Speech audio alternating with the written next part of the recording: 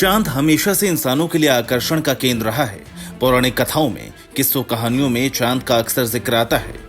इंसान की कोशिश हमेशा से चांद तक पहुंचने की रही है, जिसकी बदौलत मानव ने चांद को छुआ भी। लेकिन अब बात इससे कई कदम आगे बढ़ने वाली है। नासा ने ऐलान किया है कि अब उसका मकसद चांद पर जाकर सिर्फ वापस आना नहीं है, बल्कि वहां इंसानों के लिए एक स्थायी घर बनाना है। इसके लिए आर्टेमिस प्रोग्राम शुरू किया जाएगा।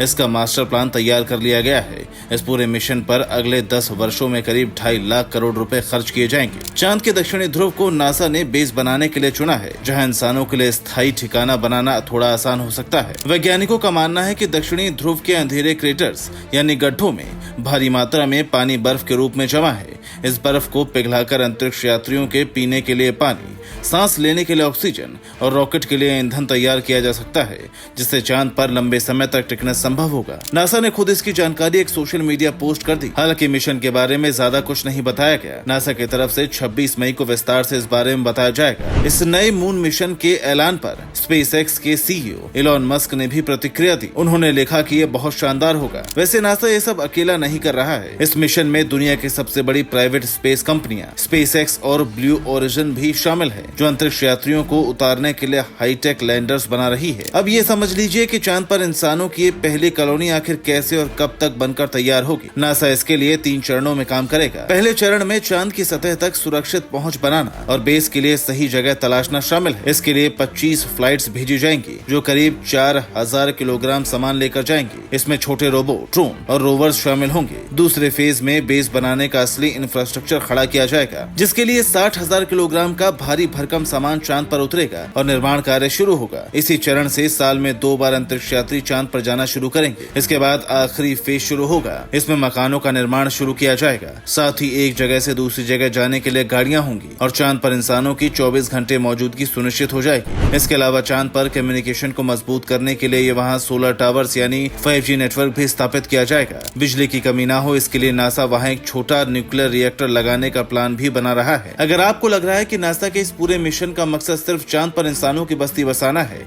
तो ऐसा नहीं है। इस मिशन का चांद तो बस एक पड़ाव है, असली मंजिल तो मंगल ग्रह है। दरअसल नासा की प्लानिंग मंगल ग्रह तक जाने के लिए चांद को एक लॉन्च पैड की तरह इस्तेमाल करने की। दरअसल पृथ्वी की तुलना में चांद का गुरुत्वाकर्षण यानी ग्रेविटी 6 गुना कम है। इसका मतलब ये हुआ कि पृथ्वी से एक भारी रॉकेट छोड़ने में जितना ईंधन और ताकत लगती है, चांद से वही रॉकेट छोड़ना बेहद आसान और सस्ता होगा। ऐसे में नासा चांद को एक लॉन्च पैड या स्पेस पेट्रोल पंप की तरह इस्तेमाल करेगा, जो इंसानों को मंगल तक पहुंचा सकता है।